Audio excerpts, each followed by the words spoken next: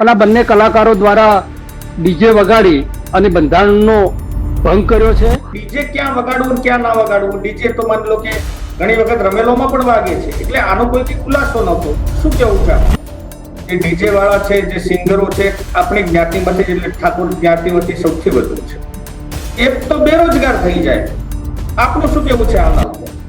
આખો સમાજ બેરોજગાર થઈ ગયો છે એ ચાલે, અને કેટલાક ગણ્યા ગાંઠ્યા લોકો બેરોજગાર થાય કે આનું ઉદાહરણ લઈને કોઈ એમ પણ ન કહે કે ભાઈ જોજો બંધારણ તોડતા નહીં, નહીતર ઝાબડિયા વાળું થાય.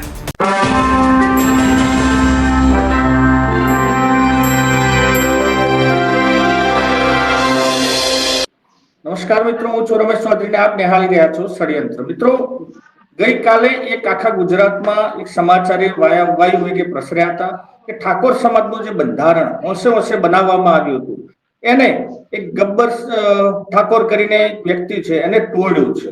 તો શું છે હકીકતનો મુદ્દો આજે આપણે જાણશું. આપણા સાથે છે રાયકરણજી ઠાકોર, એ પોતે ઠાકોર સમાજના આગેવાન છે. રાયકરણજીભાઈ, સ્વાગત છે આપનું. નમસ્કાર. શું છે, શેનું બંધારણ તોડ્યું છે, પહેલા તો એ સમજાવો રાયકરણ. 4/1/26 દિવસે અમારું 3 જિલ્લા એમ 27 તાલુકા આવે અને 27 તાલુકાનું બંધારણ બનાવવામાં આવ્યું હતું ઓગળ મુકામે, અને તેની અંદર 16 મુદ્દા એ અમારા હતા કે 16 મુદ્દાને લઈ અને આ બંધારણ બનાવવામાં આવ્યું હતું, અને તમામ લાખોની સંખ્યામાં લોકો આવીને એને અનુમોદન આપેલું હતું. અને એ 4/1/26 પછી એ આજે બંધારણ બધી જગ્યાએ લાગુ છે. આ વાત જ્યારે ઝાબડિયા મુકામે પરમ દિવસે બે કલાકારો છે, ગબ્બર ઠાકોર અને અર્જુન ઠાકોર દ્વારા અમારે ત્યાં લગ્નની અંદર એક મુદ્દો એવો હતો કે ભાઈ લગ્નની અંદર કોઈ પણ પ્રસંગમાં મામેરું કે લગ્ન હોય તો એમાં ડીજે વગાડવું નહીં. અને આ બંને કલાકારો દ્વારા ડીજે વગાડી અને બંધારણનો ભંગ કર્યો છે. એમને લાઈવ વરઘોડું કરી અને પછી એમને વિડિયા પણ એવી રીતે મૂક્યા અને એનો બંધારણનો ભંગ કર્યો છે. નહીં રાયકરણજી, કાલે એવું પણ સમાચાર મળ્યા હતા કાલ સાંજે ઘણા બધા સોશિયલ મીડિયા દ્વારા ને મીડિયા દ્વારા પણ કે ગબ્બર ઠાકોરે સામે આવીને કીધું છે, એ તો રામાપીરની સોગંદ ખાઈને વાત કરે છે કે મેં કોઈ બંધારણ તોડ્યું નથી. એ તો એમ કે છે કે ત્યાં ખુલાસો જ નથી કે ભાઈ ડીજે ક્યાં વગાડવું ક્યાં ના વગાડવું. ડીજે તો માની લો કે ઘણી વખત રમેલોમાં પણ વાગે છે, એટલે આનો કોઈ ખુલાસો નહોતો. શું કેવું છે આપનું? સ્પષ્ટ જ ઉલ્લેખ છે કે લગ્ન પ્રસંગની અંદર અને મામેરું એટલે લગ્નને આખો લગ્ન એન્ટાયર મેરેજની વાત છે, અને એની અંદર ડીજે વગાડી શકાશે નહીં એવું સ્પષ્ટ. અને જે વખતે જ્ઞાનીબેને જ્યારે આખું બંધારણ વાંચ્યું અને ત્યારે પણ એમને અંદર સ્પષ્ટતા કરી હતી કે લગ્નની અંદર ડીજે નહીં વાગે. ડીજે ઉપર સંપૂર્ણ પ્રતિબંધ લગ્નની અંદર છે. અને જે ધાર્મિક પ્રસંગો છે તો ધાર્મિક પ્રસંગોમાં પણ શક્ય હોય ત્યાં સુધી ટાળવું, આવી રીતની એક વાત છે, અન્ડરસ્ટેન્ડિંગની વાત છે આ. એટલે લગ્ન પ્રસંગની અંદર ડીજે સંપૂર્ણ પ્રતિબંધ છે.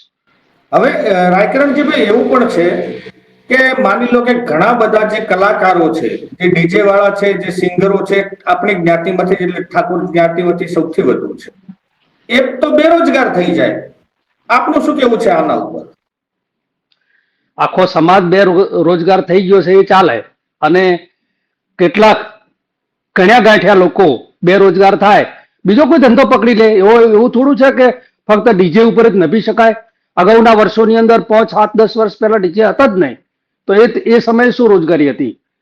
પણ આ ફક્ત ને ફક્ત એક બંધારણ તોડવા માટે અને એના માટેનો આ લોકો એક મુદ્દો શોધી કાઢ્યો છે.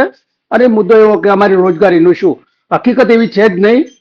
આખો સમાજ આજે તમે રમેશભાઈ જોશો તો ડીજેના તાલે રવાડે નાચીને કલાકારો બનીને બેફામ રીતે હાલ સમાજ ભટકી રહ્યો છે. અને આ ભટકતો સમાજને એક દાયરાની અંદર લાવીને એને શિક્ષણ તરફ વાળવા માટેનો આ એક પ્રયાસ હતો, અને એનો જ આજે પણ એ જ પ્રયાસ છે કે આવી કુરિવાજ, ખોટા ખર્ચા અને ખોટો ભમતો બચાવીને આજે અમારે ત્યાં ભણવા કરતા આજે ભુવા અને કલાકારો બનવામાં વધારે રસ છે. નાના બાળકોથી લઈ અને એ મોટા, એટલે અમારે સમાજને આમાંથી કાઢવો છે. કોઈ નાચી જાય એ બહુ મોટો મુદ્દો નથી, પણ અમારો મોટો મુદ્દો એ છે કે આ એક જે એટમોસ્ફિયર બન્યું છે અમારું, કે ફક્ત એ તો કલાકારો જ થાય, નાચીને રીલો બનાવે અને ક્યાંક પુવા પોપાળા કરે, બસ આ વાતાવરણ તોડીને એક શિક્ષણનું વાતાવરણ બને તેના માટેનો આ અમારો પ્રયાસ છે. રાયકરણજીભાઈ, હવે સમાજમાં બહુ ઘેરા પ્રતિઘાત પડ્યા હોય એવું લાગે છે, કારણ કે કાલ તો સોશિયલ મીડિયા આખું આનાથી જ ભરાયેલું હતું. આમ જી. તમે પણ સમાજના આગેવાન છો, સમાજના આગેવાનો શું વિચારે છે અત્યારે આજે બંધારણ તોડ્યું એ બાબતની વાત છે? હા, સમાજમાં આમ તો જોઈએ તો રમેશભાઈ, જ્યારે આ લોકોનો વિડીયો આવ્યો અને સોશિયલ મીડિયા ઉપર જ્યારે ખબર પડી, ત્યારે જે યુવાનો આજે એમને નાચવાની ઉંમર છે કે ડીજે ઉપર નાચે અને મજા આવે એવી ઉંમરના જે યુવાનો છે સોશિયલ મીડિયા ઉપર છે, એ લોકોએ જ આક્રોશિત પ્રગટ કર્યું છે. આ મુદ્દો હાઇલાઇટ એટલે જ થયો છે કે એ યુવાનોએ આજે સોશિયલ મીડિયા ભરી નાખ્યું અને તમામ લોકોએ કીધું કે આ ચલાવી લેવાય નહીં. અને ત્યારે આ આગેવાનોના અને બધાના ધ્યાન ઉપર વાત આવી છે, ત્યારે આગેવાનોએ પણ એ નિર્ણય લીધો છે કે જો સમાજ આખો એક થઈને આવા કરતો હોય તો આના ઉપર કશુંક એક્શન લેવા જોઈએ. અને એક્શનના ભાગરૂપે અત્યારે હમણાં જ આજે જાબડિયા મુકામે જવાબ લેવા માટે આગેવાનો સાથે યુવાનો બધા મળવાના છે અને ત્યાં ચર્ચા વિચારણા કરતા શું નિર્ણય આવે છે એ આજે જોવાનો રહ્યો.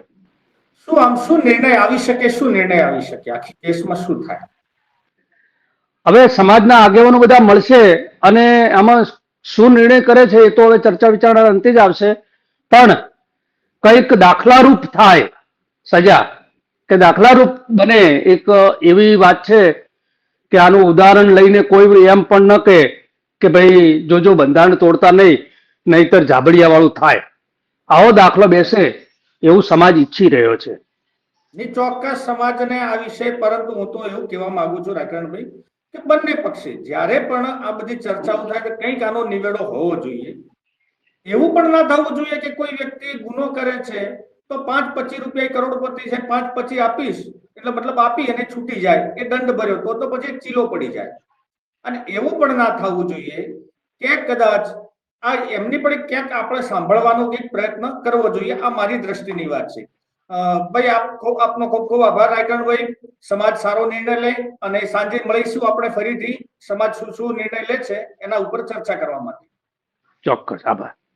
Thank you. જી, તો આ હતા રાયકરણભાઈ ઠાકોર, પોતે સામાજિક એક મોટા આગેવાન છે અને એમને જયારે મારા સવારમાં ચર્ચા થઈ એટલે કે એમને આખી વસ્તુ મને સ્થિતિ સમજાઈ છે. તો મિત્રો, આ હતો અમારો વિડીયો. મિત્રો, વિડીયો ગમ્યો હોય તો લાઈક, શેર અને કોમેન્ટ કરજો અને હા, ચેનલને સબસ્ક્રાઇબ કરવાનું ભૂલતા નહીં. જય હિન્દ, જય ભારત.